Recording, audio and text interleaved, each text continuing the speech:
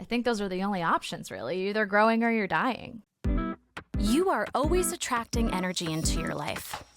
The question is, what can you be mindful about attracting? I'm Shannon Bills, mindset mentor, energy healer, and intuitive reader. And today, we're having mindfulness for breakfast.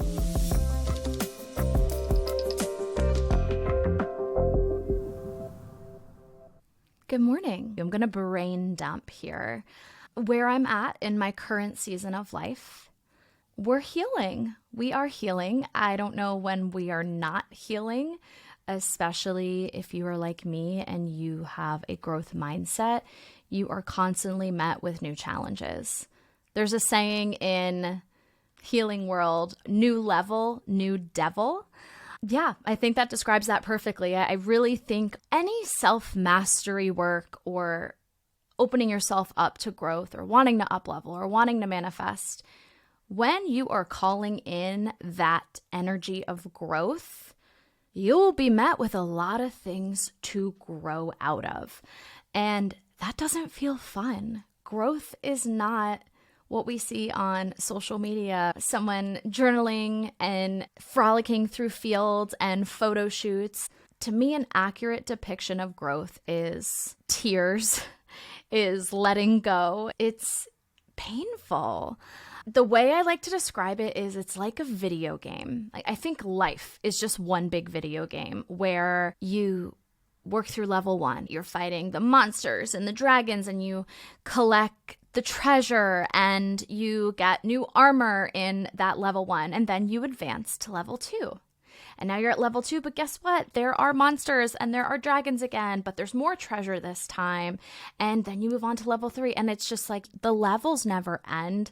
The healing never ends. And so if you are available to growth, which you're here, you're listening to this, I know you are, I want you to think of life as that. Like you're a student for life. You are growing until the day you die. I think those are the only options, really. You're either growing or you're dying. This year especially, the last 12 months has been so much inner victim mindset, painful releasing. Now, you look at my outside world and be like, everything's fine. No one would know I was feeling this way. But the blocks in my mind, the barriers in my mind this year, they were a tough cookie. Just through things like moving through friendships that no longer serve you and moving through victim mindsets that are keeping you stuck. Because here's the thing, I'm going to explain where our thoughts come from. I explained it in episode 1, fear versus love. Our thoughts stem from either love or they stem from fear. And when they stem from fear, we are letting the ego win.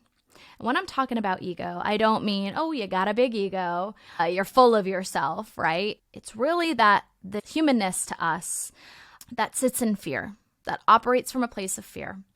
And the ego's job is to protect us. So its intentions are good. It is protecting us. It is keeping us safe. But it's doing that by keeping us stuck. It doesn't want us to grow. So it's going to feed us all of these lies. Hey, don't take that class because that's scary, or don't invest in that coach because that's too much money, or don't break that friendship off because then you won't have as many friends, or whatever it looks like. It can look like a gazillion different things, and it's usually the very loud voice in our head.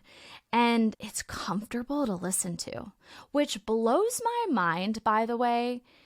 The fact that the comfortable choice is fear for all of us, for society. The comfortable choice to lean into is fear versus hope versus love versus faith versus abundance. Like, we actively choose lack and fear, and that is wild to me. We are only born with 2 fears: fear of falling and fear of loud noises. Any other fear has been taken on from society, how we were raised, what a teacher said to you once, what a friend said to you in the hallway.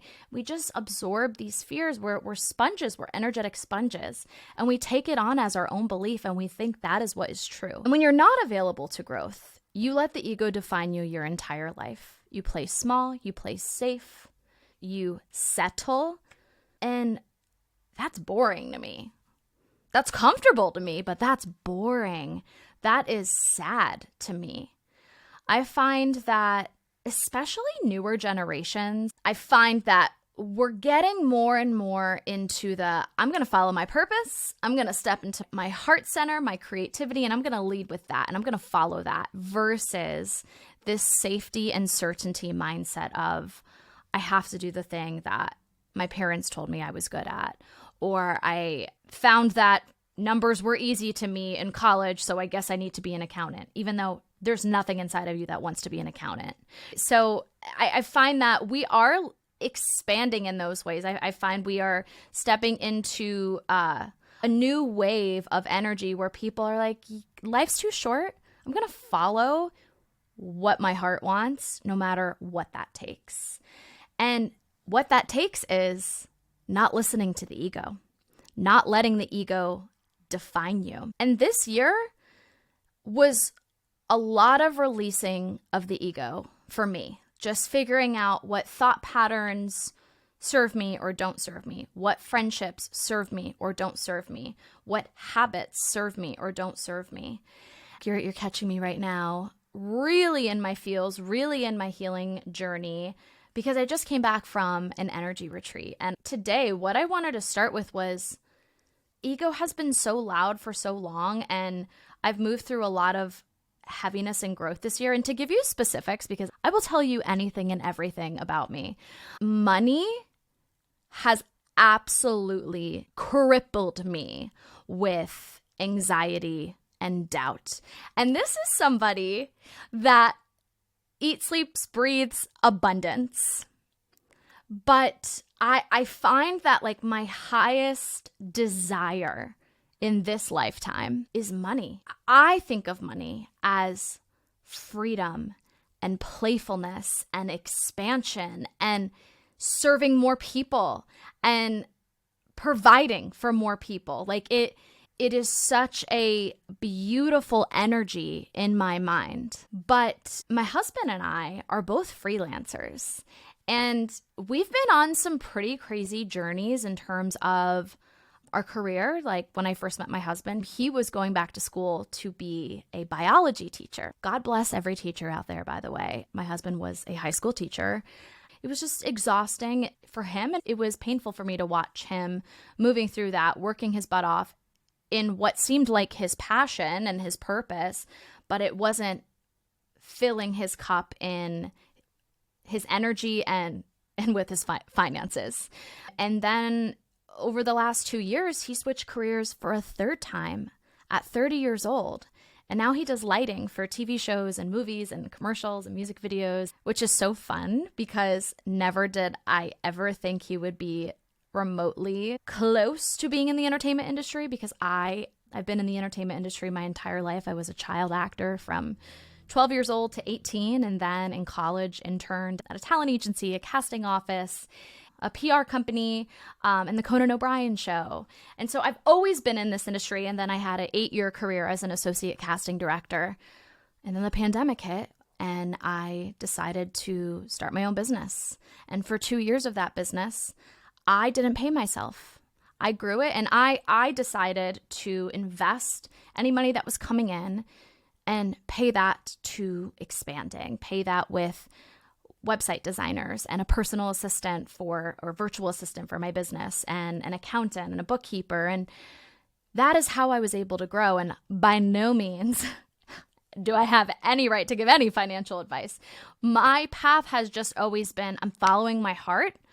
But the point I'm trying to get at is my husband and I have had so many changes in our careers. He started his career 2 years ago. I am in year 4 of my coaching business. That does very well. My coaching business does really well.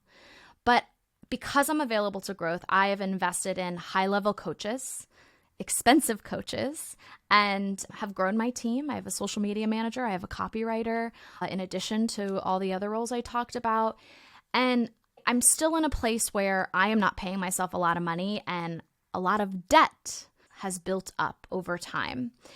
And when I was a casting associate, I was making great money. I'm lucky to say that I had never experienced credit card debt until 27 years old. That was like the first time I started putting things on a credit card. And I got in the habit of doing that, which I don't regret. But going off the theme of money feeling debilitating in the sense of like debt owed and credit card bills and loans, a business loan I took out, and my husband changing his career a bunch and me changing my career, we are not financially where most people at 31 and 33 years old are, living in an expensive city, and also living a life that is abundant, because I refuse to let debt define my fun. I'm not going crazy and like having fancy dinners every single night and buying designer bags every single day, but I don't deprive myself of something that makes me feel good, even if that goes on a credit card. And that's just me being open and honest about that. And when I'm having moments of being in my feels around when the credit card debt will go away and like how it has felt debilitating at times, it's just been so many ups and downs, and the downs were really low this year. Last summer, I called it my sad girl summer. No one knew. Nobody knew. Maybe a few of my friends, because I would vent to them about it. It's very tricky being a mindset coach and an energy healer and knowing how energy works, because I am equally trusting the universe and so in my purpose, and that brings me so much joy, and I can tap into abundance, and I can see it in everything, even in the hard moments of looking at credit card debt. But the ego, when it gets really loud, reminds me, you still have a lot of credit card debt. When are you going to buy a house one day? Will you ever own a house one day? Those thoughts come up sometimes. We can't escape a thought from coming into our brain. That's why I choose to be a student of life and know that I have so many tools to help me shift out of that lack mindset, that fear mindset, letting the ego in. I don't want to live by the ego's rules. And I was at this retreat this weekend, and it was magical. The thing that I have my journal out right now, and I opened up to talking about the thing I desire most, which is I do desire to be the first millionaire in my family. And I know that's available for me and in what I'm building. And I share that vision with you guys too, because I want you to talk about your dreams and your visions. And I also want you to talk about what is blocking you. Just getting that out of your mouth and releasing it is already moving energy in the right direction. And when you dedicate yourself to working with coaches, you're talking about that stuff. You're actively releasing the blocks that are holding you back. It's helping you fight the battles and the demons and the monsters in the video game and the level that you're in. And I was talking about what I'm desiring money-wise to bring in, talking about my current blocks with money. And I summed up my current blocks being like, I'm in victim mindset around money, because when I see a lot of my friends having these big wins in their careers and they're buying houses in LA, which is a huge undertaking, and friends that are growing their savings and their retirement funds. And me and my husband chose, or I should say, our soul chose our path for a reason and chose what it wanted to move through, when it wanted to move through. And I wouldn't change a thing, but it is hard when the ego talks. It can feel icky in that moment. And so that is something I'm actively healing in this moment with you guys. As soon as I stop this podcast, I'm going to get back into journaling, because I know that's stunting my growth. I know that's lowering my vibration. I don't want to be an energetic match for that, because I also know it's not true. We were given our obstacles for a reason. We're building a strong, beautiful foundation. And so I was chalking up my blocks to victim mindset. I think a big realization I had at this retreat was the last 4 years, I'm very grateful to say that I'm pretty busy. But because I'm teaching this work to so many people, I forgot about being a student myself and really falling back on my tools. Now, there's some tools I still do every day, every week, every month, but there's a lot of tools I haven't done since 2018. And my higher self got really loud at this retreat when my friend was channeling her, being like, hello, you got to fall back on your own tools. And I wrote like overthinking, not using my intuition. Our intuition is our own guidance system, not falling back on that and feeling distracted, being in this energy of low vibration and disalignment can be distracting. And so those are things I'm actively moving through right now. I'm basically calling out the BS in my own mind. I'm calling out the ego, being like, here's what you've been saying, and we got to do something about it. What you want to do is call out the BS. The BS is, I know I'm in victim mindset. Doesn't feel good. That's one of my blocks, victim mindset. What is this making me feel? Well, it makes me feel lazy.